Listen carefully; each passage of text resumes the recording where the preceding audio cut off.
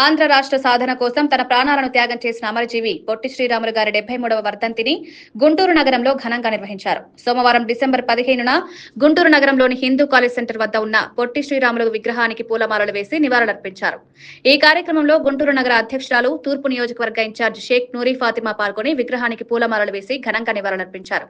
ఈ సందర్భంగా ఆమె మాట్లాడుతూ ప్రత్యేక రాష్ట్ర సాధన కోసం పొట్టి శ్రీరాములు చేసిన త్యాగం చిరస్మరణీయమన్నారు. తెలుగు ప్రజల ఆత్మగౌరవానికి ఆయన పోరాటం బాట చూపిందన్నారు.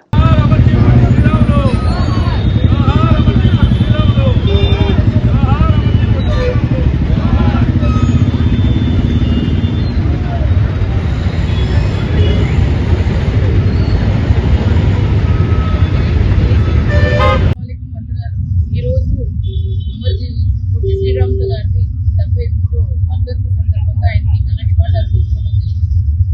ఆయన త్యాగాన్ని ఈరోజు మనం మరవలేదు. ప్రతి ఒక్కరు గుర్తుపెట్టుకోవాలి. ప్రతి ఒక్కరు రానున్న రోజుల్లో ఎప్పుడు ఆయన స్మరించుకుంటూ ఉంటారు.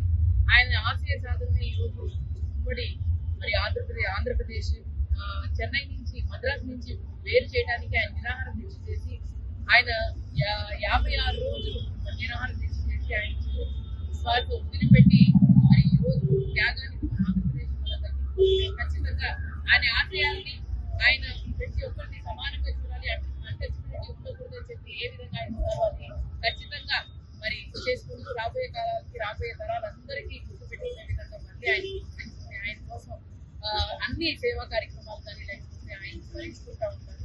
ప్రతి ఒక్కరికి కూడా మళ్ళీ ఆయన్ని స్మరించుకుని ఈ రోజు ఆయన వర్ధంతి సందర్భంగా ఆయన నివాళులు అర్పించుకుంటారు.